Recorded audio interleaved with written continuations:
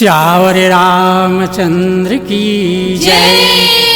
संग सखी सब सुभग सयानी, गावे गीत मनोहर बानी। श्यावर रामचंद्र की जय।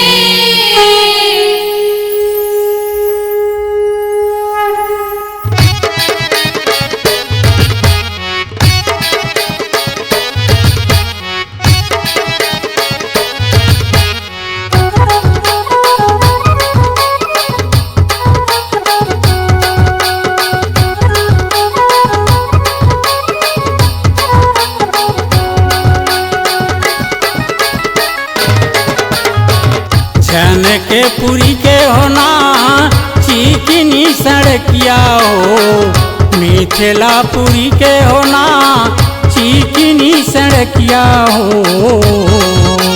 धीरे चलो राम लखन दोनों भाई, धीरे चलो राम लखन दोनों भाई। जनकपुरी के होना चिकनी सड़किया हो, मिथिलापुरी के होना चिकनी सड़किया हो। धीरे चलो राम लखन दोनों भाई, धीरे चलो राम लखन दोनों भाई।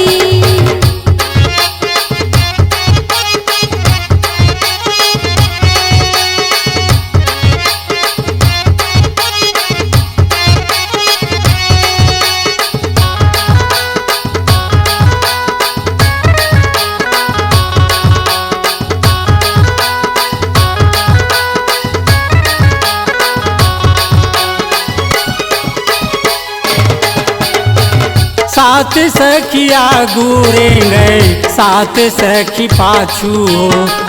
सात सखिया गुरे गए, सात सखी पाछू हो।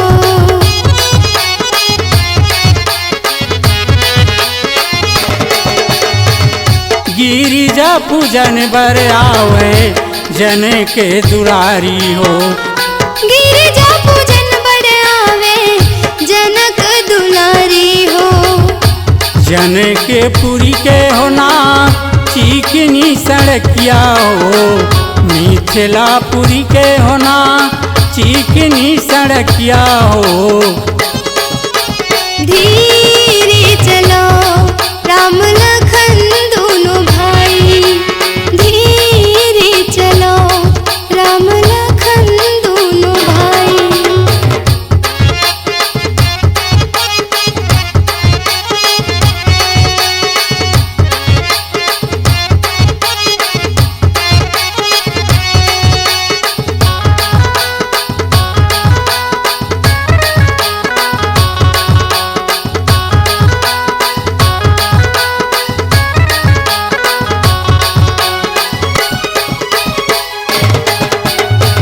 तेरी हाथ माँ सीता मैया धनुष ल उठाई से। तेरी हाथ माँ सीता मैया धनुष ल उठाई से।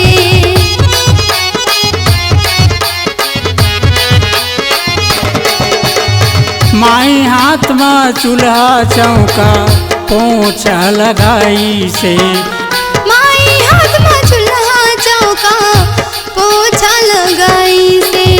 वही दिन ले जनक राजा प्रण करे भारी, जनकपुरी के होना चिकनी सड़किया हो, मिथिलापुरी के होना चिकनी सड़किया हो।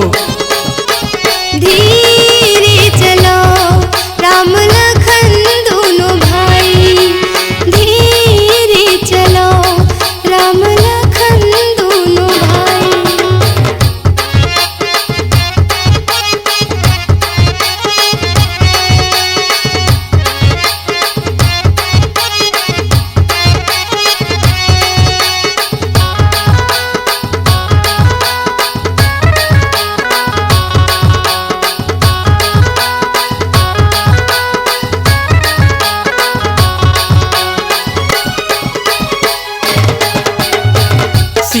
के स्वयंवर रचिन जनकपुर के राजा हो।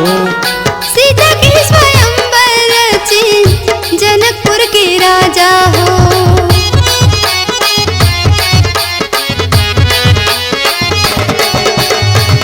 शिवी के धनु से टूटी छे बाजी चढ़बड़ बाजा हो। शिव के धनुष टूटी बाजी सड़बड़ बाजा हो। मंजन करी सर सखी ने समेता राम भजो सिया राम हो राम। गही मुदित मन गौरी निकेता राम भजो सिया राम हो राम। जनकपुरी के होना चिकनी सड़किया हो। मिथिलापुरी के होना चिकनी सड़किया हो। धीरे चलो राम लखन दोनों भाई।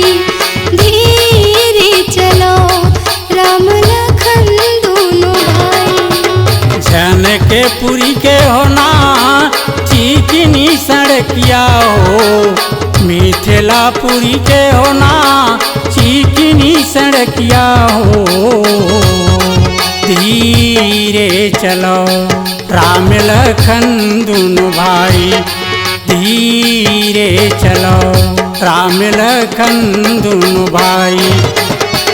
जनकपुरी के होना चिकनी सड़किया हो। मिथिलापुरी के होना चिकनी सड़किया हो। धीरे चलो राम लखन दोनों भाई। धीरे चलो राम लखन दोनों भाई। धीरे चलो राम लखन दोनों भाई। धीरे चलो राम लखन दोनों भाई। लखन सिया रामचंद्र की जय। कर्पूर गौरम करुणावतारम संसार सारम भुजगेन्द्रहारम सदा वसंतम हृदाल बृंदे भवम भवामी सरितम नमामि। गिरायर्थ जल बीचसम कहियत भिन्न न भिन्न बंदाओं सीताराम पद जिनहि परम प्रिय खिन्न। अपने अपने घरन को सब काहू को पीर तुम्हें पीर सब घरन को धन्य धन्य रघुबीर। सियावर रामचंद्र की जय। तुम जनु करी सर सखिन समेता गई मुदित मन गौरी निकेता। मानस प्रेमी सज्जनों, जैसे जैसे जिन समय आथे बात आथे तो जब वो समय भगवान राम लक्ष्मण जिन फूल टोरे बर जनकपुरी के बगीचा में पहुँचे हवे तो सीता जी के उनकर सब सरोवर के पास मिलन होवत है। तो सखी मन के सहित सरोवर में स्नान करके सीता जी बहुत आनंद खुशी होके गिरजा पार्वती के मंदिर में जात हवे कि पूजा किन्ह अधिक अनुरागा अनिज अनुरूप सुभग बरु मांगा। ऐसे वो समय सुंदर सीता जी है गिरजा पार्वती के जौन सुंदर पूजा करके आनंद खुशी होके जब वो समय जात हवे मंदिर में बड़े खुशी से प्रेम से पार्वती के पूजा करत हवे और पूजा करके सीता जी कहत हेवे कि हे माता मोरे बराबर सुंदर मोर जिन पति मिले ऐसे वरदान सीता जी सुंदर पार्वती के पास मांगत हवे। और वही कहे कि स्वार्थ लागी करे सब प्रीति असुर नर मुनि सब के यह रीति।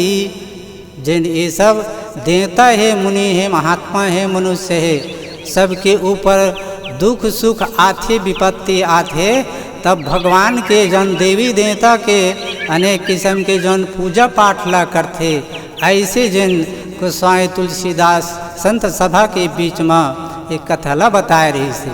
लखन सिया रामचंद्र की जय, उमापति महादेव की जय, पवन सुत हनुमान की जय।